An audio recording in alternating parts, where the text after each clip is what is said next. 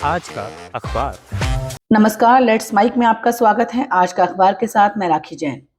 यहाँ हम देश दुनिया के सबसे बड़े और विश्वसनीय अखबारों से चुनते हैं वो रिपोर्ट्स जो सिर्फ खबर नहीं, आपकी समझ और सोच को गहराई देती हैं।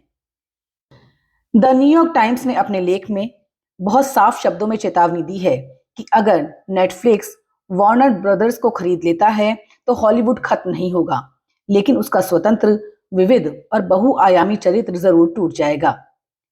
लेख का मूल संदेश ये है कि आज तक हॉलीवुड पर टीवी, इंटरनेट, स्ट्रीमिंग और एआई जैसी हर नई चुनौती को लेकर कहा गया कि उद्योग मर जाएगा, मगर हर बार हॉलीवुड खुद को नया रूप देकर बच गया।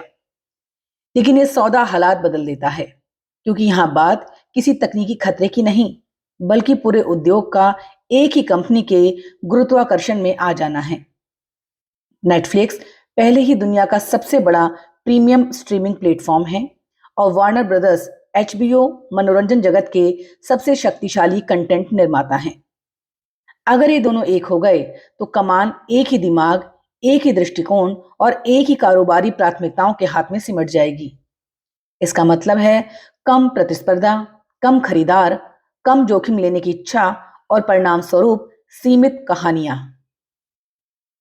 लेख बताता है ये खतरा कीमतें बढ़ने से नहीं, बल्कि चॉइस खत्म होने से जुड़ा है। जब दो बड़े क्रिएटिव हब एक हो जाते हैं तो अलग अलग सोच, अलग अलग संवेदनाएं और अलग अलग क्रिएटिव संस्कृति भी खत्म हो जाती है।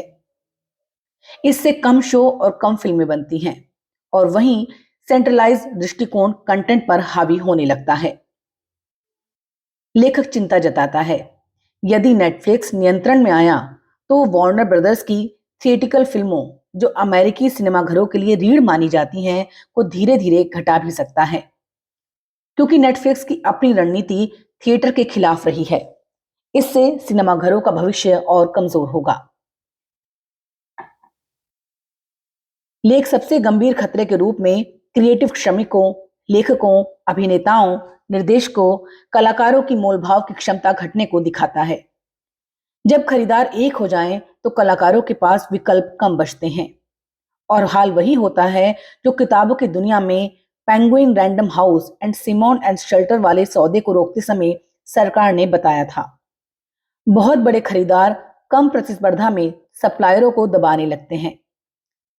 लेख का निष्कर्ष यही है, ये सौदा बॉलीवुड को खत्म नहीं करेगा, लेकिन उसे इतना चपटा, एक रंगी और केंद्रीकृत जरूर बना देगा कि रचनात्मक आजादी और सांस्कृतिक विविधता कमजोर पड़ जाए और हॉलीवुड का पूरा पारिस्थितिकी तंत्र एक ही कंपनी की मर्जी पर निर्भर हो जाए। Let's Mic. आज का अखबार। द गार्जियन में प्रकाशित संपादकीय में लिखा गया है कि ब्रिटेन की लेबर सरकार ने हाल ही में 2 बच्चों की सीमा हटाने का बड़ा फैसला लिया है, जिसके कारण तीसरे या उससे ज्यादा बच्चों पर मिलने वाला लाभ रोका जाता था। गार्जियन के अनुसार ये निर्णय लगभग 5.5 लाख बच्चों को गरीबी से बाहर निकाल सकता है। ये लेबर की अब तक की सबसे प्रभावी कल्याण नीति मानी जा रही है। संपादकीय का कहना है कि नई चाइल्ड पॉवर्टी स्ट्रेटजी उतनी प्रभावशाली नहीं लगती, क्योंकि सबसे बड़ा कदम तो बजट में पहले ही घोषित हो चुका था। फिर भी ये रणनीति महत्वपूर्ण है, क्योंकि ये दिखाती है कि सरकार इस मुद्दे पर गंभीर है और जमीनी समस्याओं को सुन भी रही है। लेख में यह भी कहा गया है कि इंग्लैंड में मुफ्त स्कूल भोजन के विस्तार से करीब 1 लाख और बच्चों को गरीबी से निकलने में मदद मिलेगी और परिवारों को अस्थायी होटलों में फंसे रहने की समस्या को कम करने के छोटे लेकिन सकारात्मक प्रयास भी किए जा रहे हैं। फिर भी कई बड़ी समस्याएं बनी हुई हैं। हाउसिंग अलाउंस, बेनिफिट कैप और बढ़ते किराए लाखों लोगों की आय सीमित कर देते हैं। अब जब 2 बच्चों की सीमा हट चुकी है, सरकार को इन मुद्दों पर भी कदम बढ़ाने चाहिए। संपादकीय ये भी बताता है कि समाज में कई गलत धारणाएं फैली हैं, जैसे लाभ लेने वाले लोग काम नहीं करना चाहते या सामाजिक सुरक्षा पर खर्च बढ़ रहा है, जबकि सच ये है कि ज्यादातर गरीब बच्चों के माता पिता नौकरी करते हैं। अंत में अखबार की राय है कि लेबर पार्टी को इस विषय पर और साहसिक कदम उठाने चाहिए। उन्होंने सही दिशा में शुरुआत की है, लेकिन अब इस रणनीति को और आगे ले जाना जरूरी है। ताकि बच्चों की गरीबी सचमुच घटे, ना कि सिर्फ कागजों में। अल जजीरा में प्रकाशित लेख में एमएफ हुसैन पर बात की गई है। वो लिखता है, भारत के मशहूर आधुनिक चित्रकार मकबूल फिदा हुसैन, जिन्हें दुनिया इंडिया का पिकासो कहती है, अपने जीवन के अंतिम वर्षों में भारत नहीं बल्कि कतर में रहे।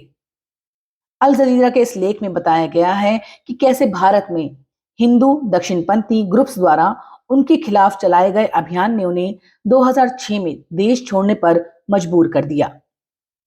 अब उनकी मृत्यु के 14 साल बाद उनके कला जीवन को समर्पित एक भव्य म्यूजियम लो वाह कलम कतर की राजधानी दोहा में खोला गया है। ये संग्रहालय न सिर्फ उनकी कला को सहेजता है, बल्कि ये भी दिखाता है कि एक समाज कलाकारों को किस तरह सम्मान दे सकता है। लेख याद दिलाता है कि हुसैन 1930 में मुंबई आए थे, फिल्मों में काम करने का सपना लेकर। शुरुआत में वो बॉलीवुड के पोस्टर बनाते थे, लेकिन बाद में वो आधुनिक भारतीय कला के आधार स्तंभ बने। 1947 में प्रोग्रेसिव आर्ट ग्रुप की स्थापना से लेकर अंतर्राष्ट्रीय मंचों तक उन्होंने भारतीय कला की पहचान बनाई। उनकी कला भारतीय इतिहास, लोक कला, मिथकों और आधुनिक रंगों का अनूठा मेल थी। लेकिन 1990 के दशक में उनके द्वारा बनाए गए कुछ चित्रों, जिनमें हिंदू देवी देवताओं के नग्न चित्रण शामिल थे, को लेकर बड़े पैमाने पर विवाद खड़ा हो गया। उन पर दर्जनों मुकदमे दायर हुए, प्रदर्शनियों पर हमले हुए और बार बार धमकियां मिली। 2008 में सुप्रीम कोर्ट ने उनके खिलाफ सारे मुकदमे रद्द कर दिए, ये कहते हुए कि उनकी कला भारत की परंपरा और अभिव्यक्ति की स्वतंत्रता के दायरे में आती है। बावजूद इसके बढ़ते धार्मिक ध्रुवीकरण के माहौल में हुसैन खुद को सुरक्षित महसूस नहीं कर पा रही और एग्जाइल में रहने लगे। 2010 में कतर सरकार ने उन्हें नागरिकता दी। हुसैन ने भारतीय पासपोर्ट लौटाते हुए कहा था, ये सिर्फ एक कागज है, मेरा देश भारत हमेशा रहेगा। लेकिन वो अपने अंतिम वर्षों में लौट ना सके। उनकी मृत्यु 2011 में लंदन में हुई। लेख इसे भारतीय कला इतिहास की गहरी क्षति मानता है और कहता है कि उनकी विदाई भारत के सांस्कृतिक माहौल पर एक दाग की तरह है। दोहा का नया संग्रहालय उनकी अरब सिविलाइजेशन और सीरू फी अल अरब जैसी अंतिम कृतियों को प्रदर्शित करता है। ये संग्रहालय न सिर्फ कला प्रेमियों के लिए नया केंद्र बनेगा, बल्कि आने वाली पीढ़ियों को यह भी दिखाएगा कि व्यक्ति स्वतंत्रता और कलात्मक आजादी किन मूल्यों पर खड़ी होती है। लेख का निष्कर्ष यही है कि हुसैन ने अपना जीवन भविष्य की ओर देखकर जिया और ये संग्रहालय उसी भविष्य को समर्पित है। आज का अखबार में फिलहाल इतना ही। देखते रहिए, सुनते रहिए लेट्स माइक। नमस्कार। आप सुन रहे थे Let's Mic more than radio. Follow कीजिए हमें हमारे सोशल मीडिया प्लेटफॉर्म्स पर। It's time for news. It's time for more than radio. Presenting the first radio news app, Let's Mic.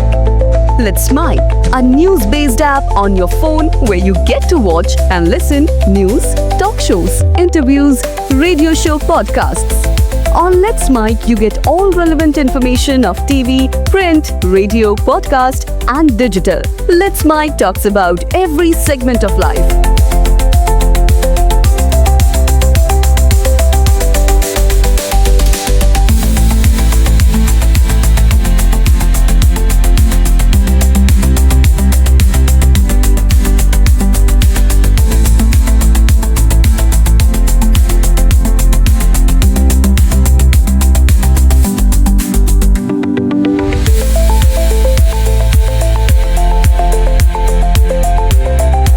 Let's Mic is not just a revolutionary idea. Download the app now from Play Store.